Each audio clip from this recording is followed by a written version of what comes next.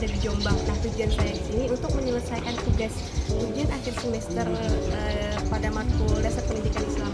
Nah, bagaimana keseruannya? Mari ikut. Nah, baru masuk museum saja sudah disambut dengan pohon yang bergelantungan dengan kertas-kertas yang isinya adalah beberapa motivasi. Nahdlatul Ulama ini sudah berdiri selama 100 tahun atau dengan 1 abad. NU sebagai sebuah jami'iyah diniyah sudah berdiri sebelum Indonesia terbentuk menjadi negara republik berdaulat. Tentu saja NU terang benderang sangat berperan penting dalam setiap fase perjalanan bangsa ini.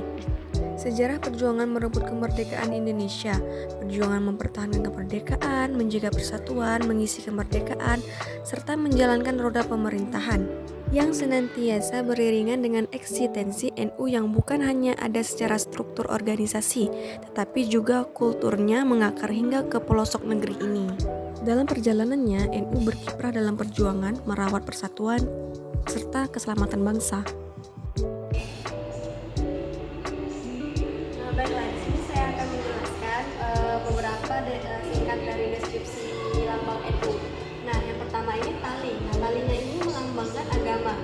Nah, kemudian yang kedua, posisi tali ini berbentuk melingkar. Nah, kenapa berbentuk melingkar? Karena melambangkan persaudaraan antara kaum muslimin di seluruh dunia.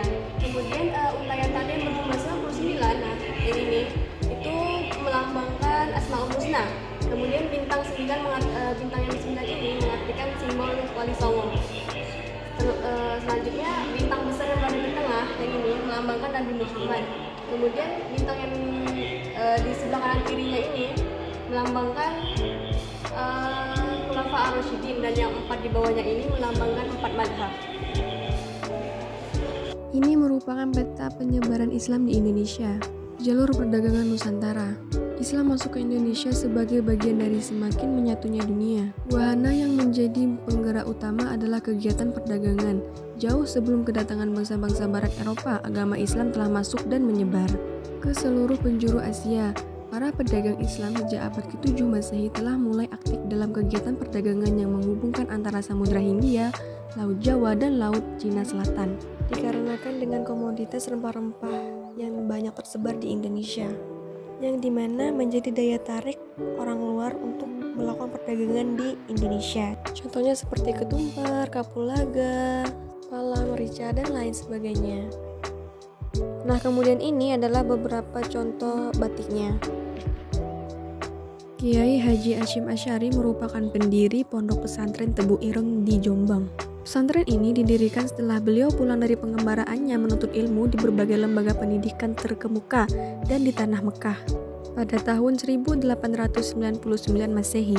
Sistem pengajaran awal yang digunakan dalam proses pembelajaran Pondok Pesantren Tebu Ireng ini adalah metode sorogan atau yang dikenal dengan santri membaca sendiri materi pelajaran kitab kuning di hadapan guru, serta metode weton atau bandongan atau halqah, yaitu kiai membaca kitab dan santri memberi makna.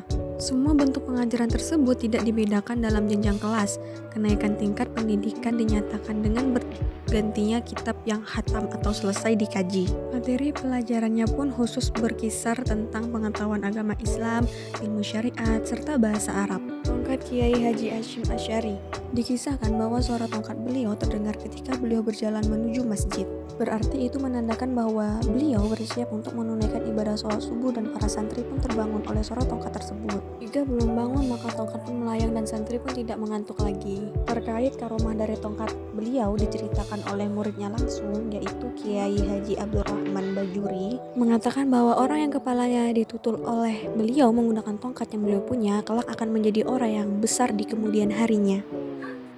Nah, ini merupakan batu nisan Fatimah binti Maimun.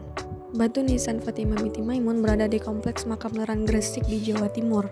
Penemuan batu nisan ini membuktikan adanya data lebih awal tentang kedatangan pengaruh Islam di Nusantara, khususnya Pulau Jawa.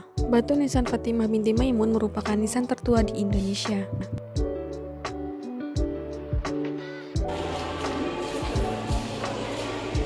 Kitab fikih dan akidah ini merupakan salah satu pelajaran yang paling berharga di dalam pesantren.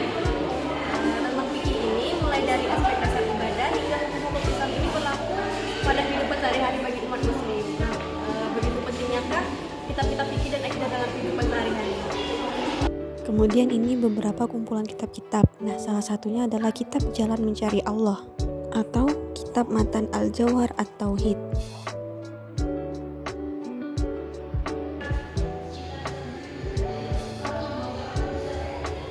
Nah, di sini ada cerita tentang Kiai Hasyim Asy'ari. Kiai Hasyim Asy'ari adalah seorang ulama karismatik yang berdiri di belakang pendirinya Nahdlatul Ulama pada tahun 1926. Nah, berdirinya NU ini merupakan rangkaian panjang dari sejumlah perjuangan, tidak hanya untuk merespon kondisi rakyat yang sedang terjadi saja, melainkan juga problem keagamaan dan juga problem sosial di tanah air. Berdirinya NU ini juga merupakan respon dari berbagai problem agama, pedagang hak, dan usaha menegakkan warisan-warisan kebudayaan dan peradaban Islam yang telah diperjuangkan oleh Nabi Muhammad dan para sahabatnya. Kiai Haji Hasyim Asy'ari lahir pada Selasa Kliwon pada tanggal 24 Zulkaidah 1287 Hijriah, bertepatan dengan tanggal 14 Februari 1871 Masehi di Pesantren Gedang, Tambakrejo, Kabupaten Jombang. Beliau mulai berkelana untuk belajar ke sejumlah pesantren di usia 15 tahun. Beliau pernah menjadi santri di Pesantren Wonorejo Jombang, Pesantren Wonokoyo Probolinggo, kemudian Pesantren Langitan Tuban, dan Pesantren Trenggilis di Surabaya. Setelah menikah, beliau berangkat ke Mekah dan mengambil kesempatan di Tanah Suci juga untuk digunakan memperdalam ilmu pengetahuan. Hampir seluruh disiplin ilmu agama dipelajarinya, terutama ilmu hadis. Karena keilmuannya yang dinilai sudah mumpuni, beliau dipercaya untuk mengajar di Masjidil Haram bersama 7 ulama Indonesia lainnya, antara lain Syekh Nawawi Al-Bantani dan Syekh Ahmad Khatib Al-Minakabawi.